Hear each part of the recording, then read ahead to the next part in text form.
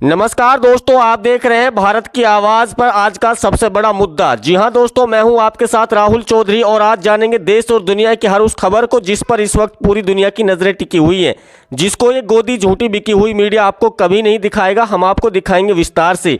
सच जानने के लिए खबरों को अंत तक देखें और आज का ये बुलेटिन आप सभी के लिए बहुत ही स्पेशल है। पता नहीं आप हमसे नाराज तो नहीं है, आप हमारी वीडियो लगातार देख रहे हैं, ना वीडियो को लाइक करते हैं, ना चैनल को सब्सक्राइब करते हैं, जो कि आपका 1 सेकंड का काम होता है और हमें सच दिखाने की ताकत देता है। बहरहाल आपकी मर्जी। चलिए अब नजर डालते हैं आज की सबसे बड़ी खबर और सबसे बड़ी हेडलाइंस पर। मिडिल ईस्ट में तनाव के बाद प्रधानमंत्री मोदी के लिए एक नई मुसीबत खड़ी हो गई है। जी हां दोस्तों, खबर आ रही है कि अमेरिका के राष्ट्रपति डोनाल्ड ट्रंप अब मोदी की बगावत पर उतर आए हैं और उन्होंने प्रेस वार्ता के दौरान कहा कि मेरे पास मोदी के खिलाफ ऐसे सबूत है, अगर मैंने उनको जनता के सामने सार्वजनिक कर दिया तो प्रधानमंत्री मोदी किसी को मोदी खाने लायक नहीं बचेंगे। डोनाल्ड ट्रंप का यह बयान ऐसे समय में आया है जब भाजपा पहले से ही मुसीबतों से गुजर रही है। अभिषेक बनर्जी एफआईआर रद्द कराने पहुंचा हाईकोर्ट। टीएमसी नेता अभिषेक बनर्जी अपने खिलाफ दर्ज एफआईआर को रद्द कराने के लिए हाईकोर्ट पहुंच गए। उन पर चुनाव प्रचार के दौरान भड़काऊ भाषण देने का आरोप है। मामले की सुनवाई अगले दिन हो सकती है। इस केस को लेकर बंगाल की राजनीति में माहौल पहले से ही गर्म बना हुआ है। भारत को मिलेंगे और अपाचे हेलीकॉप्टर। अमेरिका ने भारत को अपाचे हेलीकॉप्टर और M777 हेक्टिवर तोपों की बिक्री को मंजूरी दे दी है। भारतीय सेना पहले ही 28 अपाचे हेलीकॉप्टर खरीद चुकी है और उन्हें दुनिया के सबसे आधुनिक लड़ाकू हेलीकॉप्टर में गिना जाता है। रक्षा विशेषज्ञों का मानना है कि इससे भारतीय सेना की ताकत और बढ़ेगी। दोस्तों, क्या आपने वह खबर नहीं सुनी कि बिहार की राजनीति में बीजेपी ने एक ऐसा दांव खेल दिया है कि अब नीतीश कुमार बगावत पर उतर आए हैं और अपना समर्थन वापस लेने की बात कर रहे हैं। यह बयान ऐसे समय में आया जब नीतीश कुमार सीएम पद की कुर्सी अपने बेटे को निशांत कुमार को देने की बात कर रहे थे, लेकिन बीजेपी ने साफ मना कर दिया कि बीजेपी की सीएम की कुर्सी पर उनका ही व्यक्ति बैठेगा और निशांत कुमार को यहाँ पर मंत्री पद दिया गया। इस बात को लेकर के वो बगावत पर उतर आए हैं। अब इस वक्त की सबसे बड़ी खबर हम आपको बताने जा रहे हैं। प्रधानमंत्री नरेंद्र मोदी को लेकर के भी इस्तीफे की जो चर्चाएं हैं वो तेज हो गई हैं, क्योंकि बीजेपी पार्टी की सबसे बड़ी बैसाखी है जो अचानक बगावत पर उतर आ रही है और खबर आ रही है कि प्रधानमंत्री मोदी के लिए ये मुसीबतों का कहर बनकर टूटने वाली है, क्योंकि चंद्रबाबू नायडू एक पद को लेकर के यहाँ पर बगावत पर है और उन्होंने कहा कि अगर इस बात उनकी बात नहीं मानी गई तो वो राजनीति से अलग रास्ता चुन सकते हैं।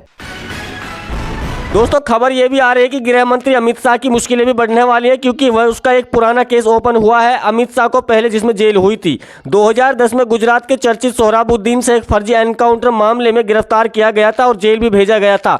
उन पर हत्या, किडनैपिंग, अपहरण और सबूत मिटाने जैसे गंभीर आरोप लगे थे जब वे गुजरात के गृह मंत्री थे। वह लगभग 3 महीने जेल में रहे थे और अक्टूबर 2010 में गुजरात हाईकोर्ट ने उन्हें जमानत दी थी, लेकिन वही केस अब फिर से उनके लिए मुसीबत का जाल बना हुआ है। गौतम अडानी को अमेरिकी हाई कोर्ट से मिली राहत। उद्योगपति गौतम अडानी को अमेरिकी अदालत से बड़ी राहत मिली है। कोर्ट ने उनके खिलाफ लगाए गए सभी आपराधिक आरोप हटा दिए। बताया जा रहा है कि ट्रंप के निजी वकील की दलीलों के बाद मामले ने नया मोड़ लिया। इस खबर के बाद अडानी ग्रुप के शेयरों में भी तेजी से देखने को मिली है। यूपी में एनकाउंटर को लेकर के सरकार का बड़ा दावा। उत्तर प्रदेश में माफियाओं और अपराधियों के खिलाफ कार्रवाई को लेकर योगी सरकार ने बड़ा दावा किया। सरकार के मुताबिक पिछले 9 वर्षों में राज्य के करीब 17,000 एनकाउंटर हुए। औसतन हर दिन 5 पुलिस मुठभेड़ होने की बात कही। सरकार का कहना है कि सख्त कार्रवाई की वजह से अपराधियों में डर का माहौल बना हुआ है। सड़क पर नमाज को लेकर के सीजेआई सूर्यकांत की सख्त टिप्पणी। देश के मुख्य न्यायाधीश जस्टिस सूर्यकांत ने विरोध प्रदर्शन और सड़क जाम को लेकर के सख्त टिप्पणी की है। उन्होंने कहा कि शांतिपूर्ण विरोध हर नागरिक का अधिकार है, लेकिन लोगों को परेशानी करके सड़कें जाम करना सही नहीं माना जा सकता। अदालत ने साफ कहा कि डर और अराजकता का माहौल बनाने के लिए किसी को अनुमति नहीं दी जा सकती। नागरिकता नियमों में केंद्र सरकार का बड़ा बदलाव। गृह मंत्रालय ने पाकिस्तान, बांग्लादेश और अफगानिस्तान से आने वाले लोगों के लिए भारतीय नागरिकता के नियमों में बड़ा बदलाव किया गया है। अब नागरिकता लेने के लिए पुराने या मौजूदा पासपोर्ट की पूरी जानकारी देना होगा। साथ ही आवेदन मंजूर होने के बाद तय समय के अंदर पासपोर्ट जमा कराना भी अनिवार्य होगा।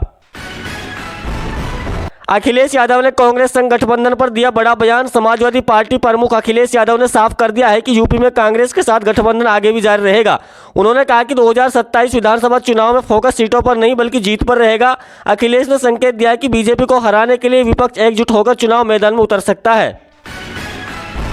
जस्टिस यशवंत वर्मा केस में जांच रिपोर्ट तैयार। जस्टिस यशवंत वर्मा मामले में जांच कमेटी ने अपनी रिपोर्ट लोकसभा अध्यक्ष ओम बिरला को सौंप दी है। यह मामला जज के आवास से कथित रूप से जले हुए नोटों के बंडल मिलने के बाद चर्चा में आया था। अब संसद सत्र में इस रिपोर्ट को पेश किए जाने की तैयारी चल रही है। महंगाई पर विपक्ष का केंद्र सरकार पर हमला। पेट्रोल डीजल की कीमतों में लगातार बढ़ोतरी के बाद विपक्ष ने केंद्र को घेरना शुरू कर दिया है। कांग्रेस अध्यक्ष मल्लिकार्जुन खड़गे और शिवसेना नेता संजय राउत ने महंगाई को लेकर सरकार पर तीखे सवाल पूछे। विपक्ष का कहना है कि बढ़ती कीमतों से आम जनता को कमर टूट रही है, जबकि सरकार सिर्फ बड़े उद्योगपति को फायदा देख रही है। बिहार में एनडीए के अंदर बड़ी हलचल। जेडीयू नेता आनंद मोहन के बयान के बाद बिहार की राजनीति में हलचल और तेज हो गई है। विपक्ष लगातार दावा कर रहा है कि एनडीए के भीतर सब कुछ ठीक नहीं है। राजनीतिक जानकारों का मानना है कि अगर ये नाराजगी आगे बढ़ी तो आगे चुनाव में इसका असर साफ दिखाई दे सकता है। केजरीवाल और सिसोदिया को हाईकोर्ट का नोटिस। दिल्ली हाईकोर्ट ने पूर्व मुख्यमंत्री अरविंद केजरीवाल, मनीष सिसोदिया समेत आम आदमी पार्टी के कई नेताओं को नोटिस जारी किया है। मामला जस्टिस श्रवणकांत शर्मा के खिलाफ सोशल मीडिया पोस्ट से जुड़ा बताया गया है। कोर्ट ने सभी पक्षों से जवाब मांगा है। राहुल गांधी ने दी आर्थिक संकट की चेतावनी। रायबरेली दौरे पर पहुंचे राहुल गांधी सांसद ने केंद्र सरकार की आर्थिक नीतियों पर बड़ा हमला बोला।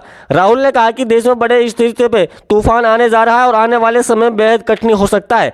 उन्होंने आरोप लगाया कि नोटबंदी और गलत नीतियों ने छोटे व्यापारियों और आम लोगों की कमर तोड़ दी है, जबकि बड़े उद्योगपति को फायदा पहुंचाया गया है। पेट्रोल डीजल की बढ़ती कीमतों से जनता परेशान हुई है। देश भर में पेट्रोल डीजल की कीमतों में एक बार फिर से बढ़ोतरी हुई है। आम आदमी की मुश्किलें बढ़ा दी है। पेट्रोल 86 पैसे और डीजल 83 पैसे प्रति लीटर महंगा हो गया। कई शहरों में पेट्रोल पंपों पर लंबी कतारें देखने को मिली, जबकि कई इलाकों में तेल की किल्लत भी शुरू हो गई है। नीट पेपर लीक मामले में पप्पू यादव की बड़ी मांग। पूर्णिया से सांसद पप्पू यादव ने नीट पेपर मामले को लेकर के केंद्र सरकार पर कदम उठाने की मांग की है। उन्होंने कहा कि सरकारी परीक्षाओं में इंटरव्यू सिस्टम पूरी तरह खत्म कर देना चाहिए। पप्पू यादव ने यह भी कहा है कि कई मामलों में सीबीआई जांच हुई तो लेकिन बड़े दोषियों की सख्त सजा मिल नहीं पाई है, जिसमें लोगों का भरोसा कमजोर हुआ है।